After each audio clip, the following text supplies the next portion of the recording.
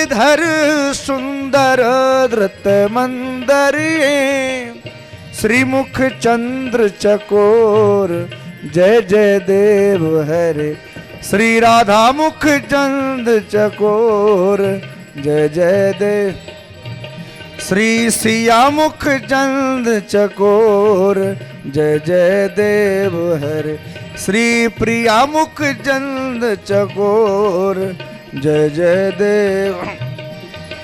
तब चरणे प्रणताभयमिति भावये कुरुकुशलम प्रणतेषु जय जय देव हरे।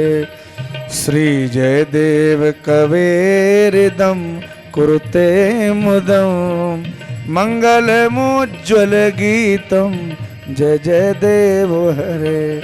मंगलमुज्ज्वल गीतम जय जय देव हरे।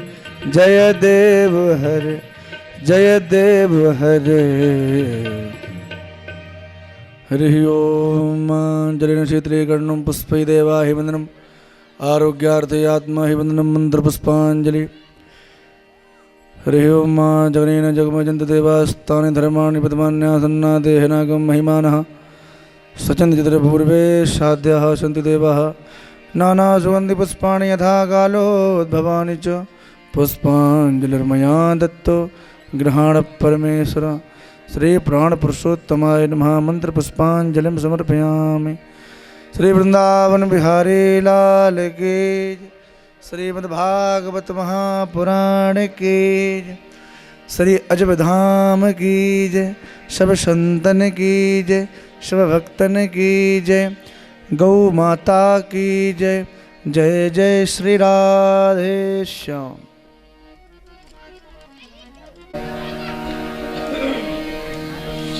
कमल चिन्मकरंदा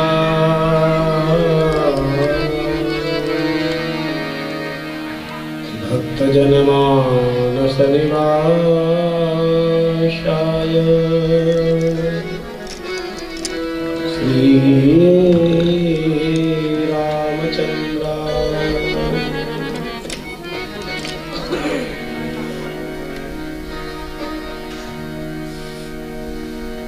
वागीसायस्य वदने।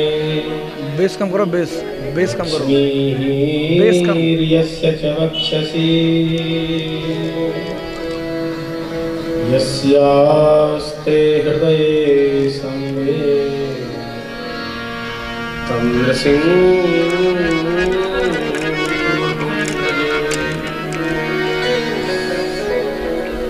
विश्वसर्ग विसर्गा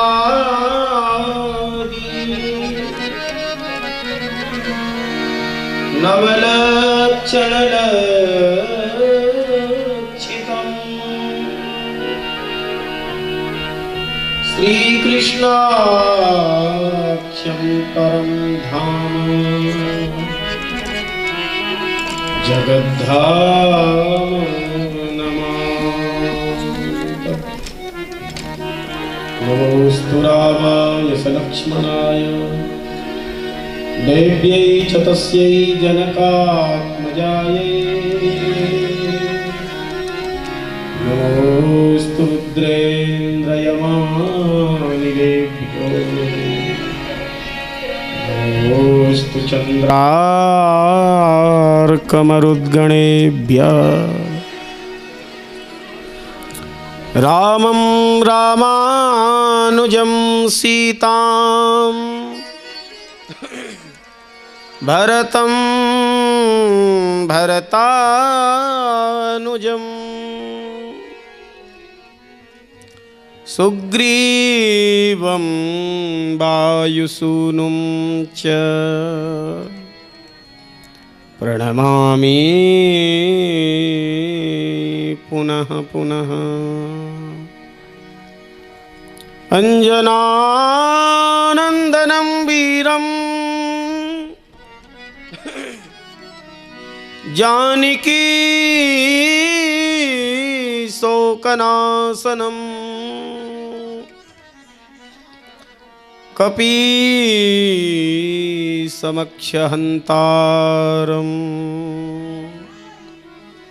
वंदे लंका भयंकरम सच्चिदानंद रूपाय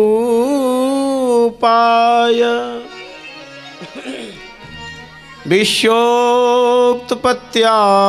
हेतवे तापत्रय विनाशाय श्रीकृष्णाय वयं नुमः।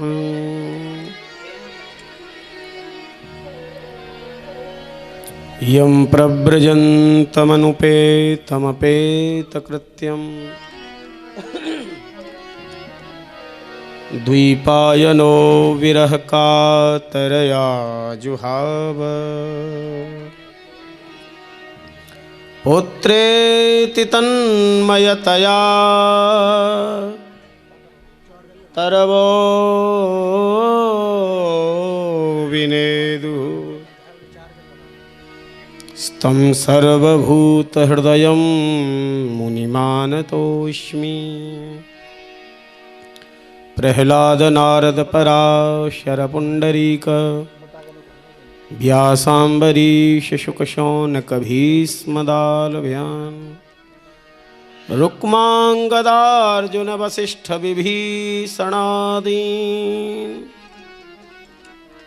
एतानहं परमभागवतान् नमामि। वाञ्छाकल्पतरुभ्यश्च कृपासिन्धुभ्यैव च पतितानां पावनेभ्यो श्रीवैष्णवेभ्यो नमो नमः। भक्ति भगवन्त गुरु चतुर्नाम बपुएक इनके पद बंदन किए नाशे विघ्नने। बोलो वृंदावन बिहारी लाल की जय। श्री गिरिराज महाराज की जय। श्रीमद् भागवत महापुराण की जय। श्री वेदव्यास भगवान की जय। श्री सुखदेव भगवान की जय। श्री परीक्षित जी महाराज की जय। श्री सूत सौनकादि ऋषीन की जय। सर्वेश्वर श्री देव राम कौमार भगवान की जय। अनंत श्री संपन्न श्री जय जय सरकार की जय। अनंत श्री संपन्न श्री छोटे सरकार की जय। श्रीमदाद्य जगद्गुरु स्वामी रामानंदाचार्य भगवान की जय। सर्वसंत वैष्णव भगवान की जय। जय जय श्री सीताराम। जय जय श्री राधे श्याम। हर हर हर महादेव।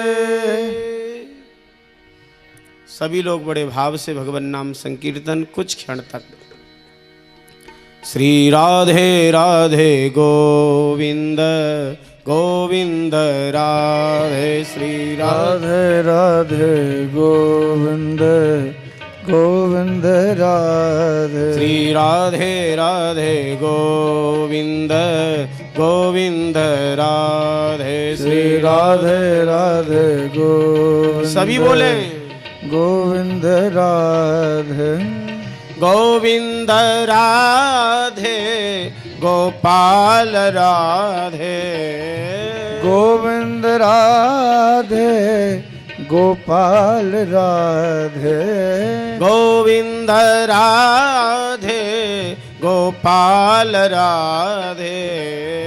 गोविंद राधे गोपाल राधे। श्री राधे राधे गोविंद गोविंद राधे। श्री राधे ताली बजाते हुए बोले गोविंद गोविंद राधे। श्री राधे राधे गोविंद गोविंद राधे। श्री राधे राधे गोविंद गोविंद राधे। श्री राधे राधे गोविंद गोविंद राधे। श्री राधे राधे गोविंद गोविंद राधे। श्री राधे राधे गोविंद गोविंद राधे।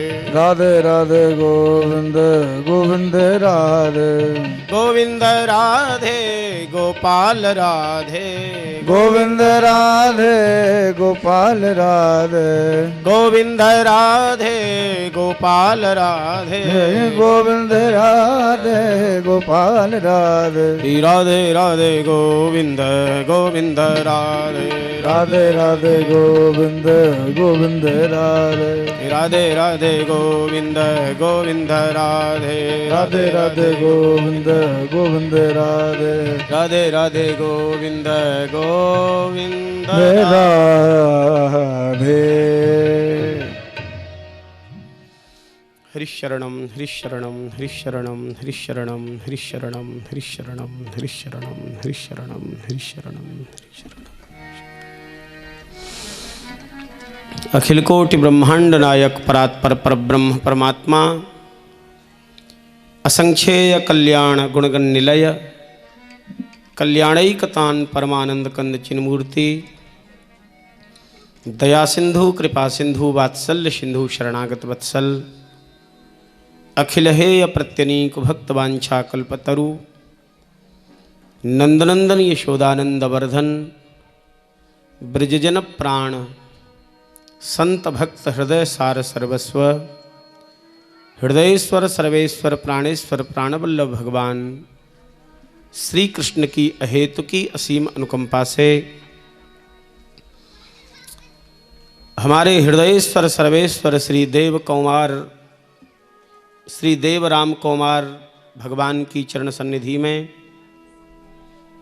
भगवन नाम रूप लीला के परम रसिक श्रोता श्रेष्ठतम वक्ता आशुतोष अवडरदानी वैष्णव शिरोमणि भूत भावन भोलेनाथ भगवान शिव की भावमयी संपस्थिति में भगवन नाम रूप लीला के परम रसिक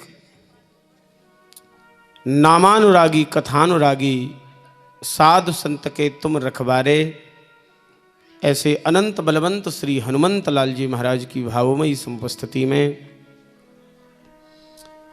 हमारे आराध्य प्राण सर्वस्व श्री राघव के चरणों में स्थिर रूप से विराजमान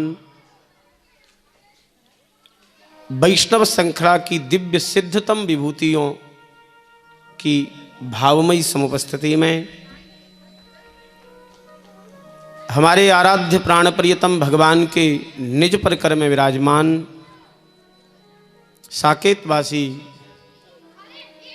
भाव रूप से हम सबके बीच में रहने वाले ऐसे अनंत श्री संपन्न भगवत तुल्य भगवत स्वरूप श्री जय जय सरकार की भावमयी चरण सन्निधि में हम सबको अत्यंत सहजता से अपने आराध्य भगवान के तरफ मोड़ने वाले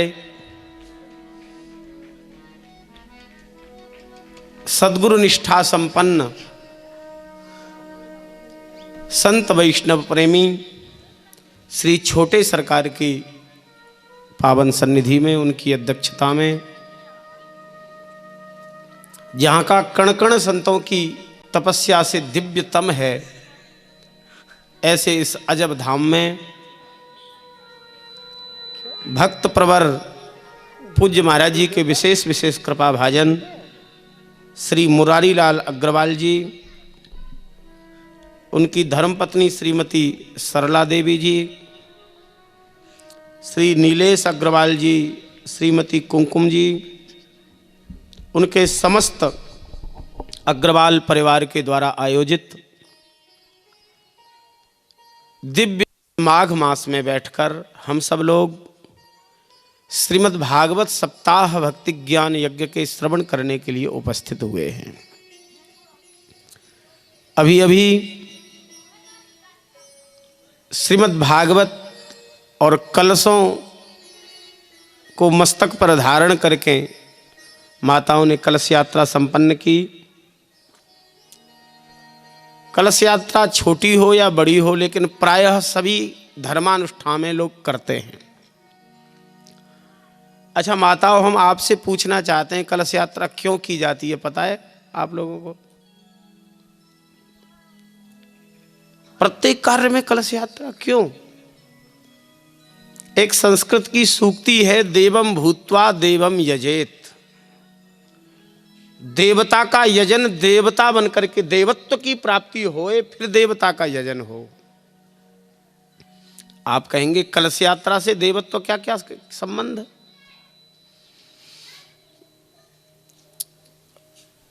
कोई भी शुभ कार्य हो तो उसमें हमारे विप्र लोग सबसे पहले कहेंगे हस्ते जलमादाय,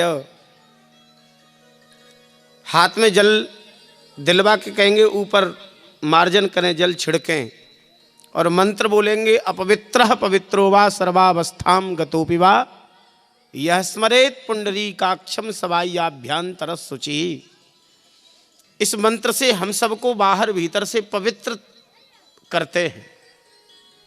उसके बाद कोई शुभ पूजन प्रारंभ होता है। कई बार होता है ऐसा कि पंडित जी ने मंत्र भी बोल दिया और हमने जल भी अपने ऊपर छिड़क लिया। अच्छा, जल भी छिड़कते जा रहे हैं और मन भी इधर उधर हमारा ध्यान रहता है। खूब देखा है हमने, पंडित जी मंत्र बोल रहे हैं और यजमान इधर उधर देखते जाएंगे और पानी भी छिड़कते जाएंगे। चलो क्रिया तो पूरी भई, लेकिन एक निवेदन करें, बाहर की पवित्रता बहुत जरूरी है, लेकिन अंतःकरण की पवित्रता भी उससे ज्यादा जरूरी है। मन की पवित्रता बहुत ज्यादा जरूरी है। मन मस्तिष्क जब तक पवित्र नहीं होगा तब तक देवता के यजन में, देवता के पूजन में हमारा चित्त ही नहीं लगेगा। अब विप्र लोग कलश की स्थापना कराते हैं और उस कलश में संपूर्ण तीर्थ, संपूर्ण शास्त्र, संपूर्ण वेद, संपूर्ण नदियां, संपूर्ण समुद्र मंत्रात्मक रूप से उसमें विराजमान करते हैं। सर्वे समुद्रा सरितस्तीर्थानि जलदा नदा आयांत मम कार्यार्थम दुर्तिक्षय कारकाः आदि आदि मंत्रों को बोलते हैं।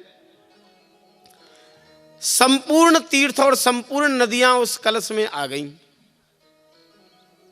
अच्छा, तीर्थों में क्यों जाते हो? तीर्थ जाते हो कि नहीं? तीर्थ शब्द का अर्थ होता है पवित्र करने वाला। हम जब जब तीर्थों की यात्रा करते हैं तो पवित्र होने की कामना होती है और तीर्थ पवित्र करते हैं। गंगा आदि नदियों में डुबकी लगाई, पाप समाप्त हुए, हम पवित्र हो गए, ऐसी भावना रहती है।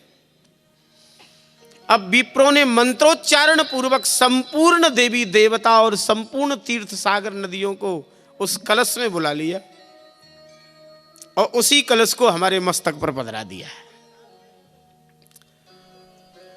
मस्तक माने मन मस्तिष्क जहां से संचालित हो, यही तो है पूरा, यही से सब चलता है कि नहीं? अब संपूर्ण तीर्थ और संपूर्ण नदियां हमारे माथे पर, हमारे सिर पर विराजमान हो गई, तो बोलो मन और मस्तिष्क पवित्र होगा कि नहीं? नहीं होगा तो मने कर दो, होगा तो कह दो कि हाँ होगा। लेकिन निवेदन करें वो सिर पर ही रहना चाहिए। आज की शोभा यात्रा तो हमें देखे नहीं, खैर अभी इंदौर से कथा करके आ रहा है, लगभग 5 से 6 हजार कलश वाली महिलाएं थी वहां। हम पीछे बीच में थे बग्गी पे, तो हमने देखा कि कुछ महिलाएं तो मस्तक पर कलश रखे थी और कुछ कंधे पे रखी थी, कुछ बगल में दावे थी ऐसे और चल रही थी। तो हम निवेदन करें आप सबको, वो कलश यात्रा में कलश तो मस्तक पर ही धारण करने की वस्तु है, वह कंधे पर और बगल में दबा करके चलने वाली चीज नहीं है। भाई कंधा थोड़ी पवित्र करना है, बगल थोड़ी पवित्र करनी है, पवित्र तो हमें अपना मन और मस्तिष्क करना है कि नहीं? तो संपूर्ण तीर्थात्मक जो कलश है वो हमारे मस्तक पर धारण होने से मन मस्तिष्क पवित्र होए और फिर हम जिस कार्य को करने के लिए, देव यजन के लिए, यज्ञ करने के लिए, कथा सुनने के लिए जा रहे हैं, हमारा उसमें चित्त डूब जाए, लग जाए। इसलिए कलश यात्रा होती है। आ गया समझ में कि नहीं? भूलेंगे तो नहीं? अभी हमारे आराध्य भगवान के चरणों से कलश यात्रा संपन्न हो गई। आज कथा का प्रथम दिवस है। ये श्रीमद् भागवत की कथा है।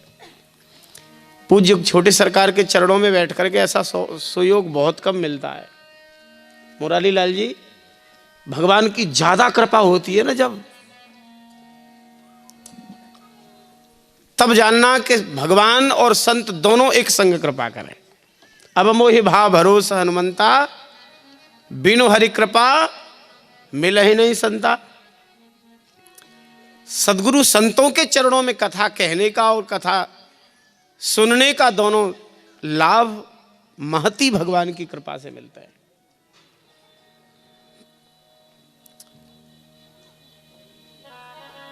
भाग्योदयेन बहुजन्म समर्जितेन सत्संगमं च लभते पुरुषो यदा वै। जन्म जन्मांतर के जब भाग्यों का उदय होता है ना, तब भागवत की कथा सुनने को मिलती है।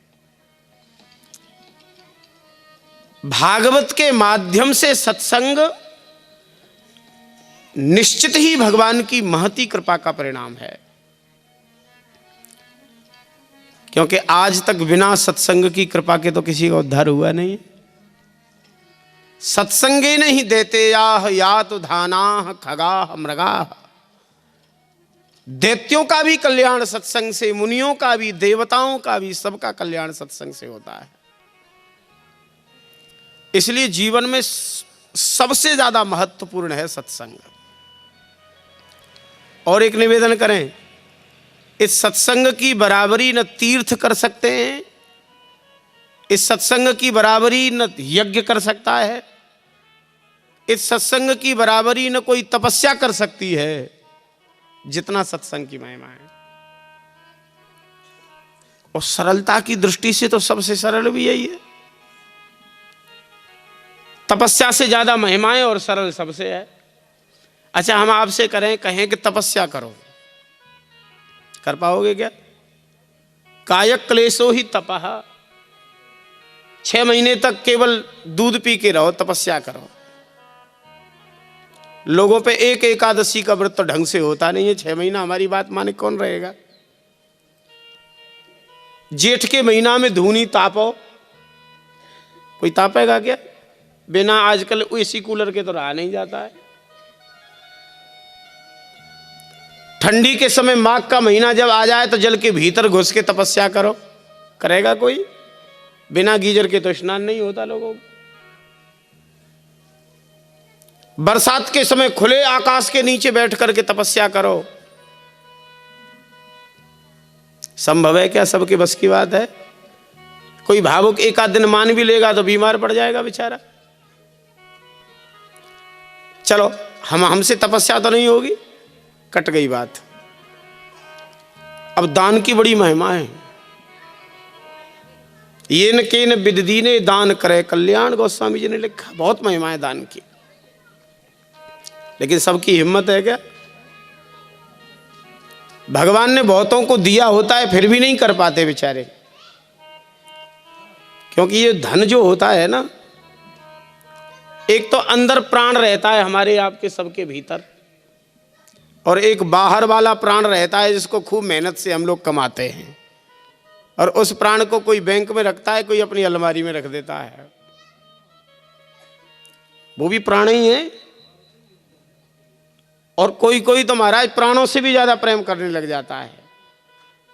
कहावत है, बोले चमड़ी चली जाए पर दमड़ी नहीं जाए। सब ऐसे भी होते हैं ना लोग। कदाचित देता भी है ना तो हिसाब लगा के देता है बेचारा। सबके बस की बात नहीं होती। देने वाला भी कोई कोई होते हैं। सीमित ही देंगे, कितना देंगे? राजा नृग के बराबर तो नहीं दे सकते। नृग का नाम सुना है? संपूर्ण पृथ्वी का राजा नृग। जिन नृग के विषय में भागवत भगवान कहते हैं, यावत्य सकता भूमो यावत्यो दिवितारका। संपूर्ण पृथ्वी के रजकणों को कोई गिन ले, मेघों की बूंदों को गिन ले, महाराज नृग के दान की संख्या कोई नहीं गिन सकता है। इतने बड़े दानी।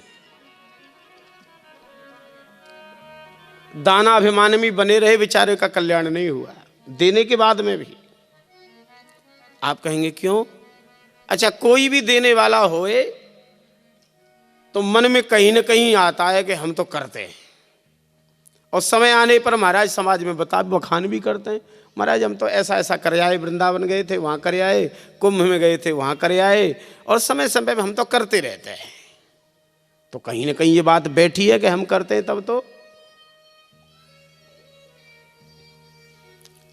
कमाना कठिन और उसे खर्च करना और कठिन, दान करना बड़ा कठिन, और दान करने भी लग जाओ तो दानाभिमान ना आवे, ये और ज्यादा कठिन। आश्चर्य होता है राम जी, 1500 2000 का लोग पंखा देते हैं कई बार आश्रमों में, और पंखा पे 3 पंखुड़ियों पे 3 पीढ़ी का नाम लिखवा देते हैं लोग। अच्छा, कोई पीढ़ी बेचारी अच्छी जगह पे चली गई हो तो अच्छा है, अब आपने नाम लिखा दिया, वो पंखा के संग घूमती रहेगी, वो भी क्या है, पंखा घूमेगा तो नाम भी घूमेगा।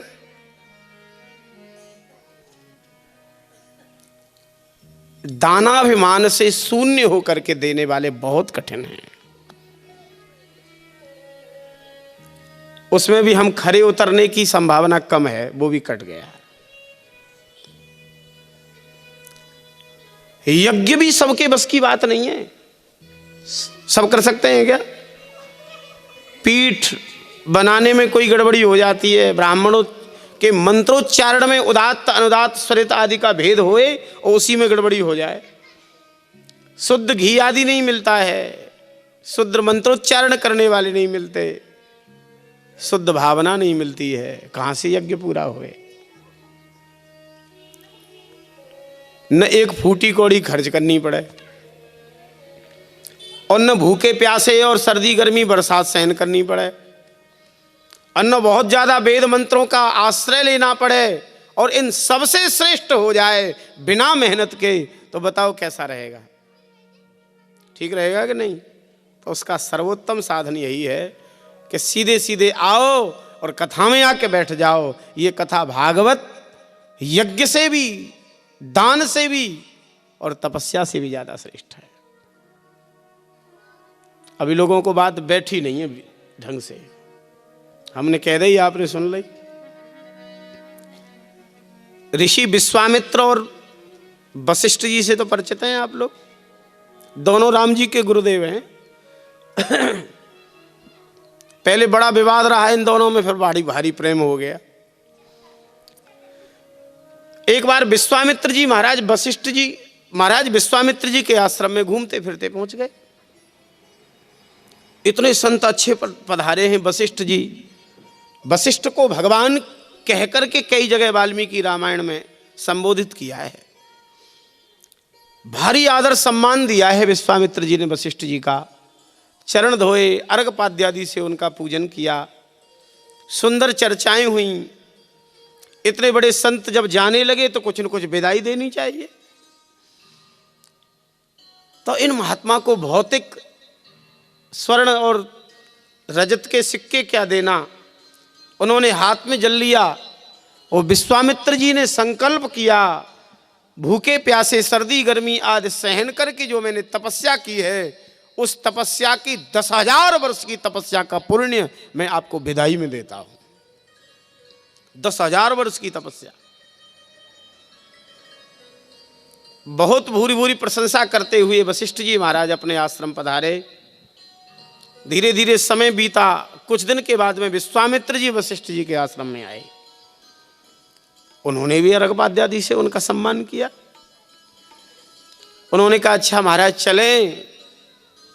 तो अब इन्होंने इतना हमें दिया तो भाई कर्तव्य तो हमारा भी बनता है कि हम भी दें। अच्छा, गृहस्थों में और संतों में थोड़ा सा अंतर है। गृहस्थों में कुछ रिश्ते ऐसे होते हैं जहां से लिए ही लिया जाता है, देने का कोई काम नहीं होता। आप अपनी ससुराल जाओगे तो ससुराल में कुछ न कुछ मिलता ही होगा, और ससुराल का कोई आएगा तो कुछ न कुछ लेके आएगा। ऐसे ही होता है कि नहीं? लेकिन हमारे साधुओं में ऐसा नहीं है राम जी। यहाँ तो हिसाब, भावना, श्रद्धा सब बराबर चलती है। और आप लोगों से भी जोरदारी का व्यवहार चलता है कई बार। तो संतों की जब बड़ी मंडली होए अथवा कुंभ आदि होए, जब उत्सव होए, तो फिर महाराज छोटे सरकार जानते हैं महाराज ये बड़े महाराज हैं तो इनका इतना लिफाफा होगा, फिर इनका इतना किराया होगा, ये सब करना पड़ता है हम लोगों को।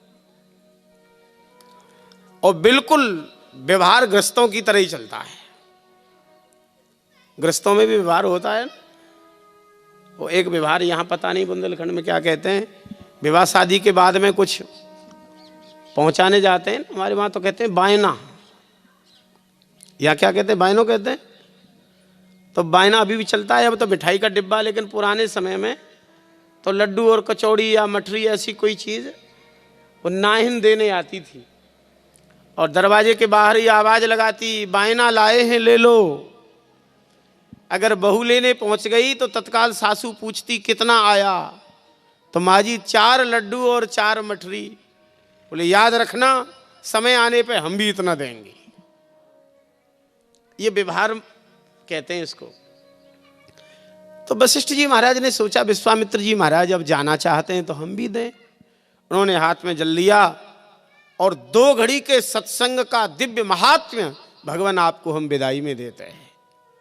विश्वामित्र जी की बुद्धि ठनक गई और हाथ जोड़ के कहा महाराज क्यों औपचारिकता कर रहे हो, मत दो ना, क्या जरूरत है देने की।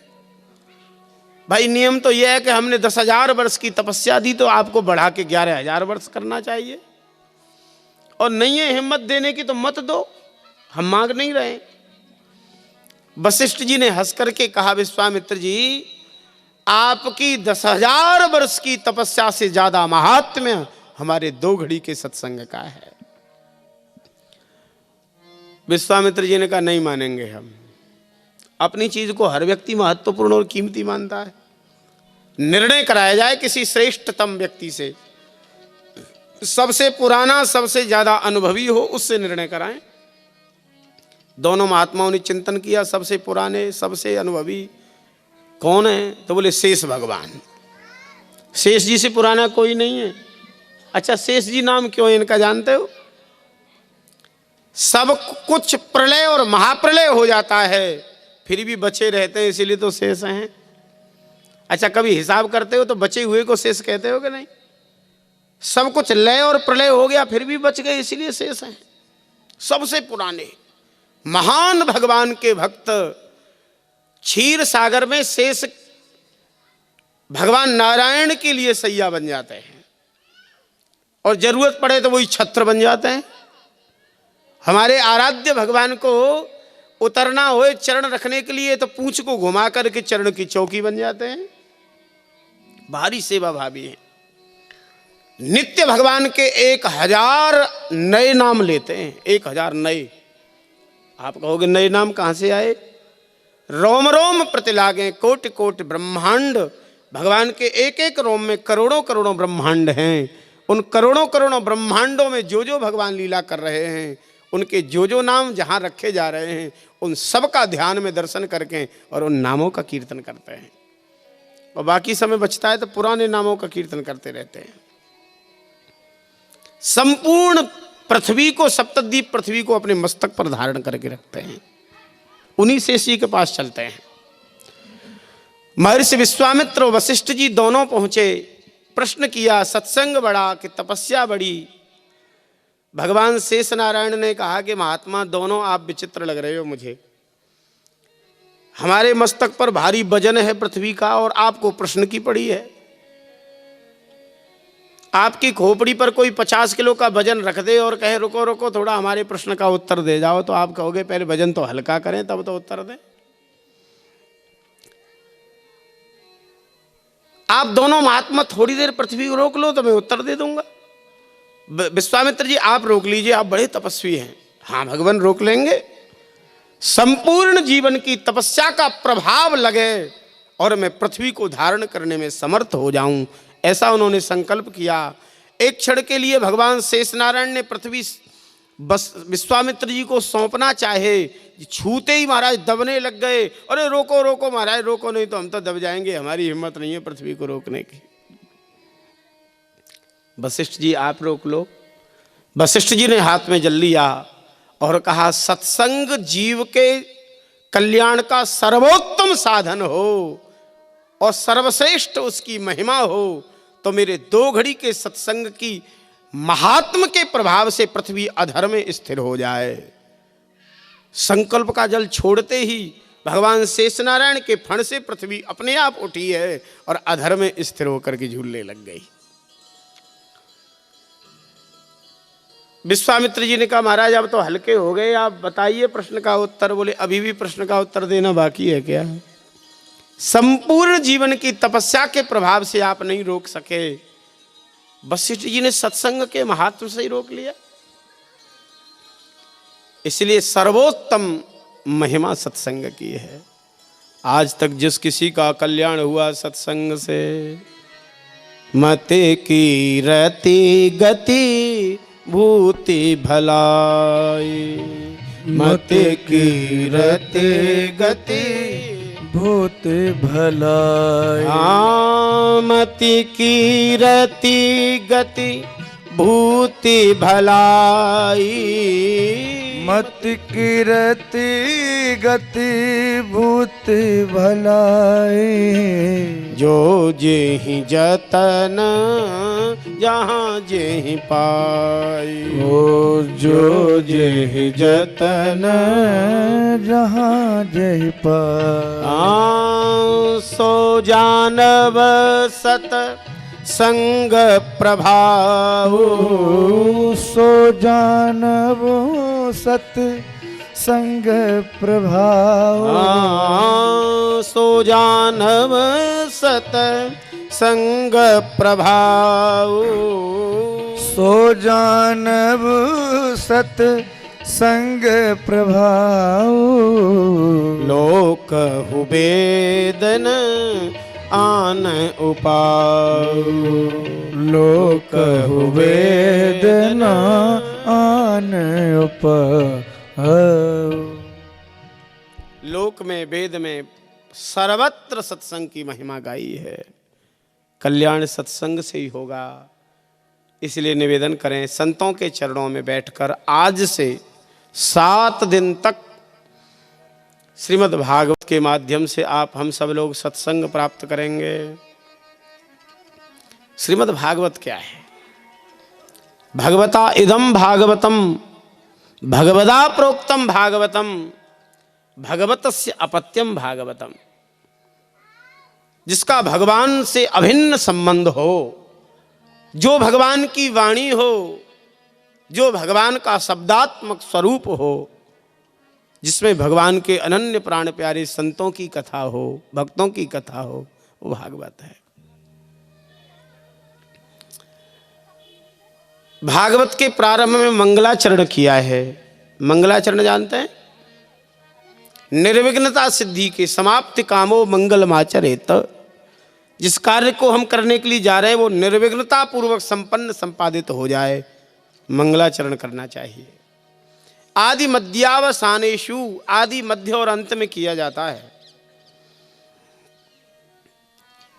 और सरलता की दृष्टि से निवेदन करें, मंगलाचरण माने मंगल की इच्छा करना।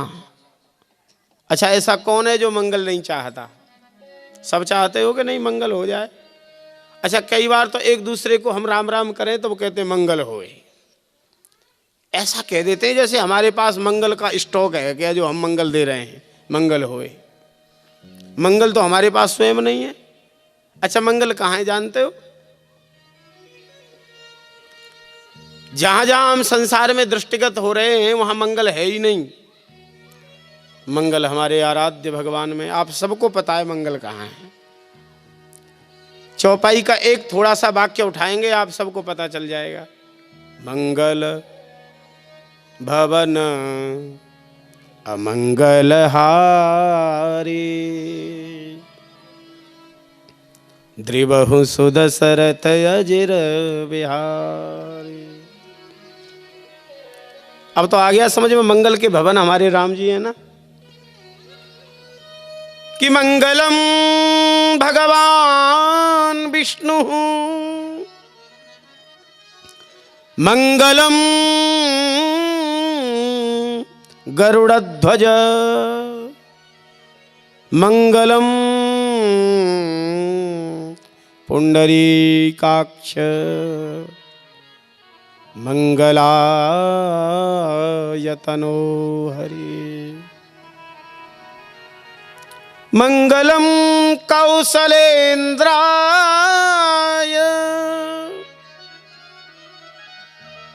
महनीय गुणाधये।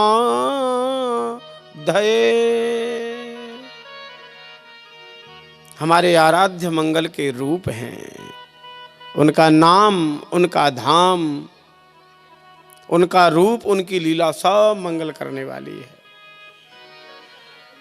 अच्छा, हमारे आराध्य भगवान के नाम का आश्रय आप और हम ले लेना तो आप और हम भी मंगल मूर्ति हो जाएंगे। हनुमान जी को लोग मंगल मूर्ति कहते हैं। मंगल मूर्ति मारुति नंदन सकल अमंगल मूल निकंदन। क्यों है मंगल मूर्ति हनुमान जी? खूब राम नाम का आश्रय लेते हैं। भगवान का स्मरण मंगल देने वाला है और इन महात्माओं का स्मरण भी मंगल देने वाला है। निवेदन करें आप सबको, कई बार तो भगवान से भी ज्यादा भगवान के भक्त बढ़ जाते हैं।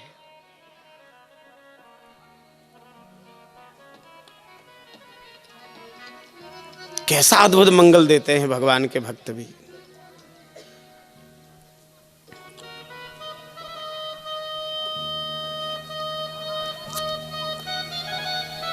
हमारे रामानंद संप्रदाय के संत हुए श्री अग्रदेवाचार्य जी महाराज। अग्रदेवाचार्य जी महाराज अपने रेवासा में बैठ करके ध्यान कर रहे थे भगवान का, और उनका एक अनन्य प्रेमी जो खूब संत सेवा करता था, आश्रम के उत्सवों में सबसे बड़ी सेवा तन मन धन से रहती थी उसकी। अच्छा, कोई संतों की भी नजदीक सेवा तन मन धन से लगा रहे तो भाई संतों का प्रेम स्वाभाविक रूप से उसके प्रति होता है। वो बड़ा भारी व्यापारी था राजस्थान का, पानी के जहाज में माल भर करके विदेश जा रहा था व्यापार करने। उसी समय समुद्री तूफान उठा, बड़ी भारी तेजी रफ्तार से आ रहा था समुद्री तूफान, ऊंचाइयां लिए। आजकल तो आकलन कर लेते हैं कि 200 किलोमीटर की रफ्तार से आ रहा है, उस समय अनुमान नहीं था। पानी के जहाज चलाने वाले ने हाथ खड़े किए और कहा, महाराज भैया अपने अपने देवी देवताओं को मनाओ तभी प्राण बचना संभव है, क्योंकि चारों तरफ से चक्रवात तूफान में ये जहाज फंस चुका है। डगमगा रहा था समुद्र में जहाज। कोई अपने देवी जी को, कोई अपने देवा जी को मना रहा था। पूरा माल तो उसी का था जो संतों की निरंतर सेवा करता था। उस संत प्रेमी भक्त ने नेत्रबंद किए और बड़ी तेजी से पुकार करके कहा, हे गुरुदेव मैं तो आपकी शरण में हूं, आप ही बचाइए। वहां से लगभग सैकड़ों किलोमीटर समुद्र था। गुरुदेव ने तत्काल अपने शिष्य की बात सुनी और उनके शिष्य स्वामी नाभाजी महाराज अपने गुरुदेव का व्यजन से हवा कर रहे थे। उन्होंने भी इतनी दूर अपने शिष्य की विपत्ति देखी, गुरु भाई की विपत्ति देखी। उन्होंने संकल्प किया और वायु का स्मरण किया, और वायु का स्मरण करके हवा कर रहे थे ना बिजना से, उस बिजना से केवल ऐसे इशारा किया, वायु का स्पर्श करके वायु देवता उसमें समाहित हुए और तत्काल वह चक्रवात तूफान जो आ रहा था वो एक दूसरी दिशा में चला गया और समुद्र पानी के जहाज का डगमगाना बंद हुआ। और आज समझ में आ गई कि भगवान से भी ज्यादा जल्दी मंगल तो संत लोग कर देते हैं, भगवान के भक्त कर देते हैं। आपकी श्रद्धा आप जाने, कभी कभी परीक्षण करके देखना। जब कोई अचानक संकट आवे तो नेत्रबंद करके जय जय सरकार का स्मरण करना, देखना निश्चित कोई न कोई चमत्कार जीवन में होगा। दो ही मंगल देते हैं, भगवान या भगवान के भजन करने वाले संत। मंगलाचरण कर रहे हैं सच्चिदानंद रूपाय विश्वोक्तपत्यादि हेतवे तापत्रय विनाशाय श्रीकृष्णाय वयं नुमः। इसमें हमारे प्राण प्रियतम श्री कृष्ण के विशेषणों का स्मरण करते हुए मंगलाचरण किया जा रहा है। एक नमस्कारात्मक, एक वस्तु निर्देशात्मक और तीसरा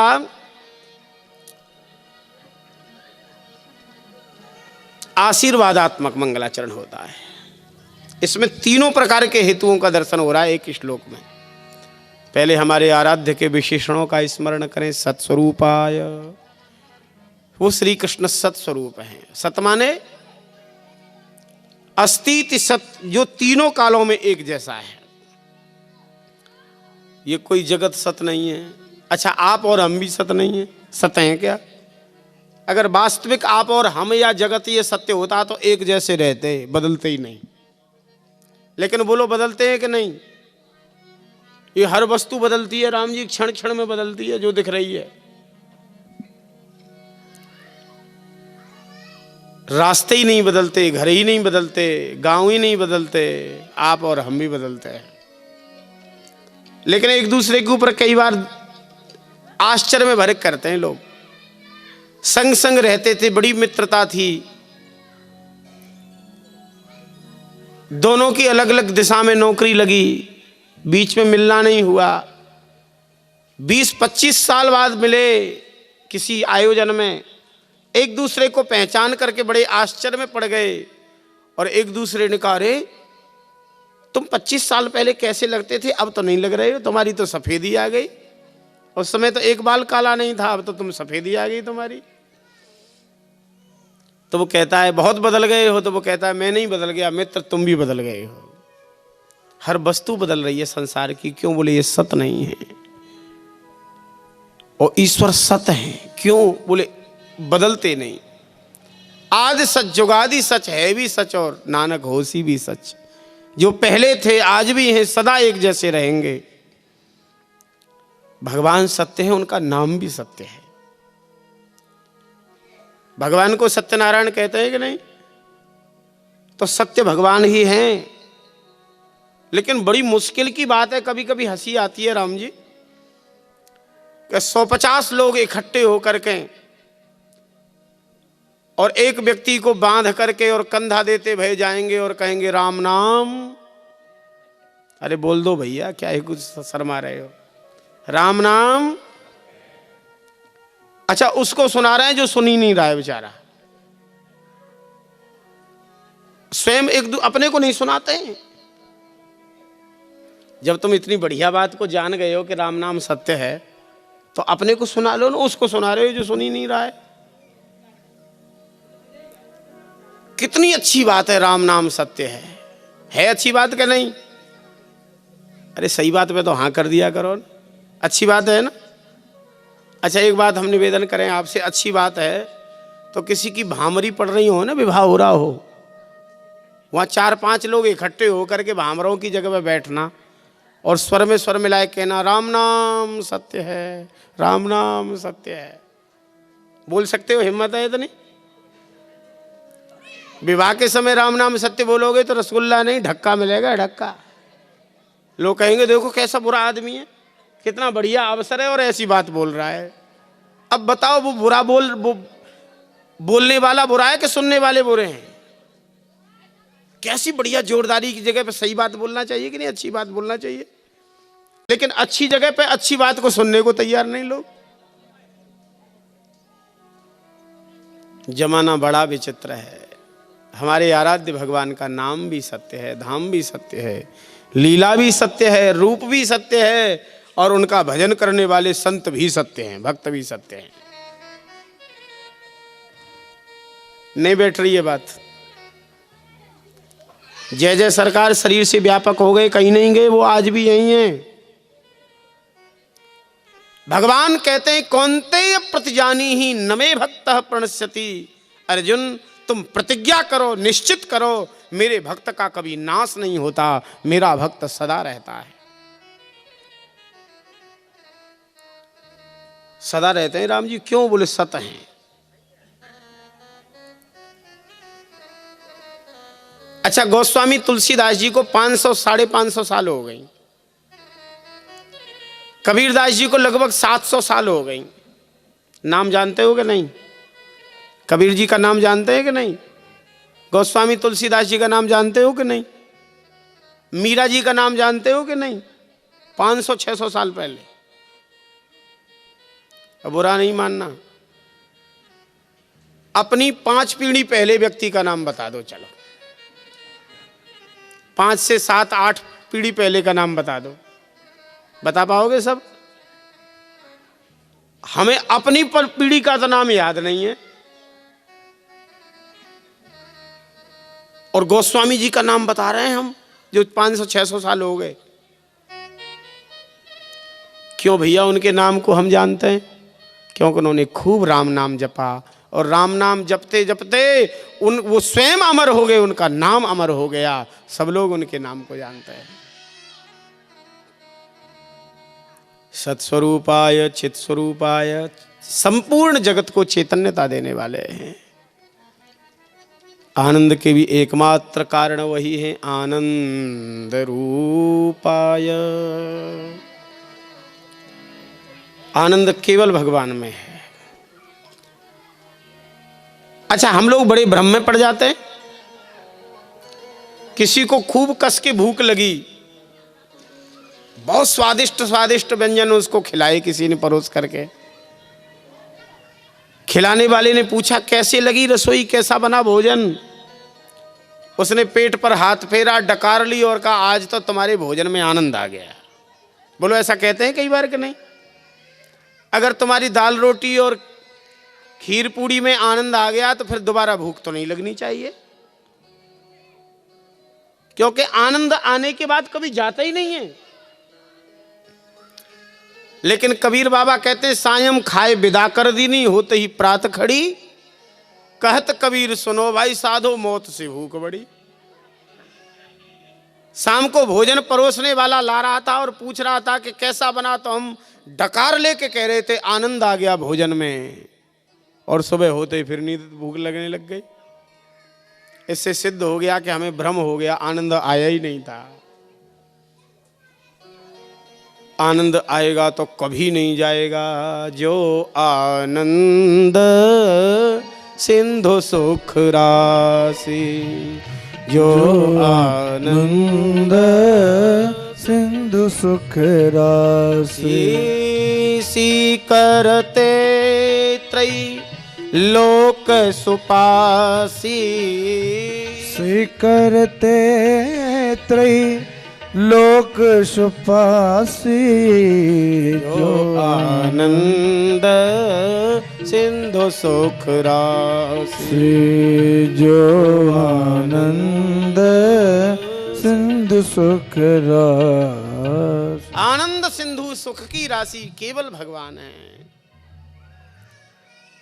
विश्व के उत्पत्ति पालन संहार के भी एकमात्र कारण हैं। तीनों प्रकार के तापों का सर्वथा विनाश करने वाले हैं। ऐसे किशोरी राधा रानी के सहित श्याम सुंदर को हम सब नमस्कार करते हैं। अच्छा, नमस्कार सब लोग करते हो कि नहीं? एक दूसरे को, भगवान को भी करते होगे। हम पूछ रहे हैं नमस्कार का अर्थ क्या होता है, बताएंगे कोई? नमस्कार माने होती है शरणागति। जब भगवान को लौट के प्रणाम करो तो कहना भगवान नमस्कार के संग हम आपकी शरण में हैं, हम शरणागत हैं।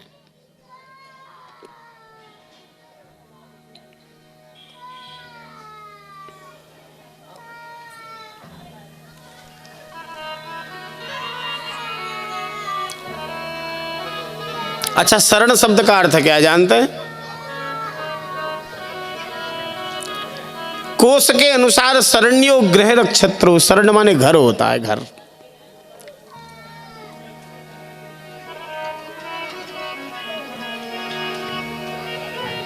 हम भगवान की शरण में हैं माने भगवान के घर में।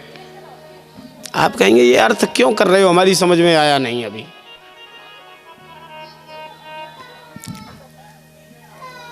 शरणागति को जब घर अर्थ कर देंगे तो बहुत निश्चिंतता आ जाएगी।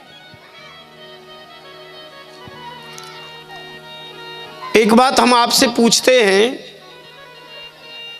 आपके घर में आपका कोई व्यक्ति आता है तो खाने सोने की चिंता वो स्वयं करता है कि आप करते हो? आप करते हो कि नहीं? वैसे ही राम जी हम भगवान की शरण में होंगे, भगवान के घर में होंगे तो चिंता हमें करनी पड़ेगी कि हमारी चिंता भगवान करेंगे? भगवान करेंगे ना, हर चिंता करेंगे, हर चिंता। बस उनके शरण में चले जाएं हम। आपके इसी मध्य प्रदेश के रामानंद संप्रदाय के सेन भगत, नाम सुना है? सेना नाई, बांधवगढ़ के राजकीय नाई थे। बांधवगढ़ के राजा की मालिश करते, उसकी दाढ़ी बनाते, हजामत बनाते, दृढ़ता से राम जी की शरण में रहते। हृदय में दृढ़ विश्वास था, मैं तो राम जी का हूं, राम जी की शरण में हूं। कोई भी तिलक तुलसी वाला साधु दिख जाता तो मेरे राम जी आए हैं, इसी भाव से उन संतों का आदर, उन संतों का सम्मान करते। सत्संग और कीर्तन उनका जीवन था।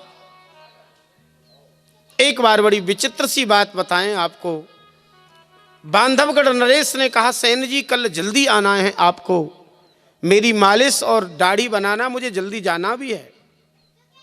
हाँ अन्नदाता हुजूर, जरूर आ जाऊंगा।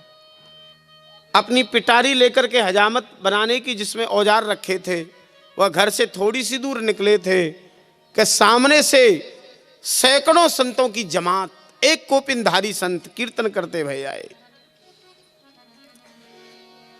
संपूर्ण भारत की पैदल यात्रा कर रहे थे वह संत। उन संतों में से मुखिया ने गांव में घुसते ही पूछा था, भैया इस गांव में कोई नेमी प्रेमी भक्त हैं जो साधुओं को एक दिन ठहरा सकें? पैदल यात्रा कर रहे हैं, संग्रह कुछ है नहीं, एक दिन के प्रसाद की व्यवस्था हो सके। तो सेन जी नाई जाति के होने पर बड़ी भारी सेवा करते थे। कोई भी साधु दिख जाता अत्यंत दीन भाव से, किसी ने कहा सेन जी के घर चले जाओ ना, घर के बगल में बड़ा बगीचा है, वहां साधु और संत निवास बना रखा है। राजा का नाई है तो कमी भी नहीं है कोई। संतों ने सेन जी से ही पूछ लिया रास्ते में कि भैया सेना नाई का घर कौन सा? सेन भगत का। सेन जी तो बेचारे संकोच में पड़ गए, बोले हमें कोई लोग सेन भगत कहते हैं, बताओ संत भगवान। बोले हम तो आपके पास जा रहे थे, लेकिन आप तो दिख रहे हो सजे धजे, कहीं तैयारी हो जाने की। कोई बात नहीं, आप पधारो, और कोई भगत देखेंगे।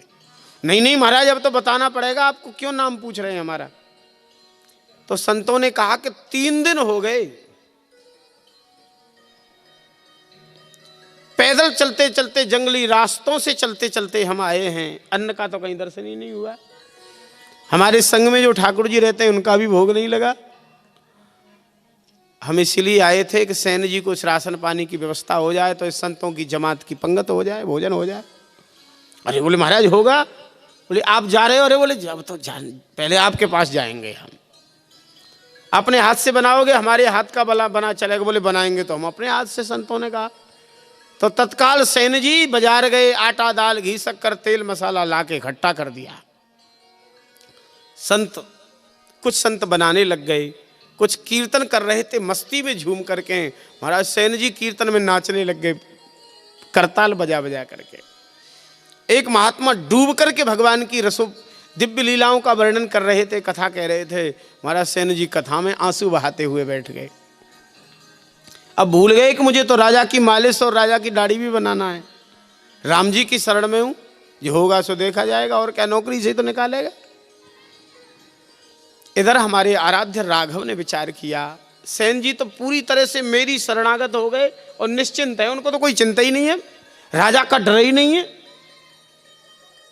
अगर ऐसा हो गया कि राजा ने सेन जी को नौकरी से निकाल दिया, दंडित कर दिया, तो लोग तो कहेंगे देखो सेन जी तो कीर्तन में नाचते रह गए और सेन जी की कितनी बड़ी हानि हो गई, बदनामी तो मेरी होगी। अच्छा, अपनी बदनामी से डरता है कि नहीं हर व्यक्ति?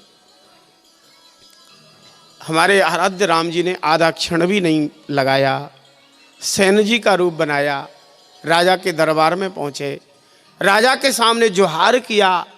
राजा, देर तो हो गई थी, राजा थोड़ा बिगड़ना चाहता था, लेकिन सेन जी के रूप रंग को और बोलचाल को देख करके उसका गुस्सा ही चला गया। अच्छा, हमारे एक राम जी कुछ भी बन जाएं, ये अच्छे तो हैं ही, इसलिए अच्छे ही लगते हैं। आज सेन जी के बेस में भी बहुत अच्छे लग रहे थे। अन्नदाता माई बाप, गलती हो गई, थोड़ी देर हो गई, कोई बात नहीं सेन जी, चलो पहले मालिश करो मेरी। चांदी की बड़ी कटोरी थी, उसमें तरह तरह के औषधियां मिला हुआ स्निग्ध तेल रखा था, सामने रखा।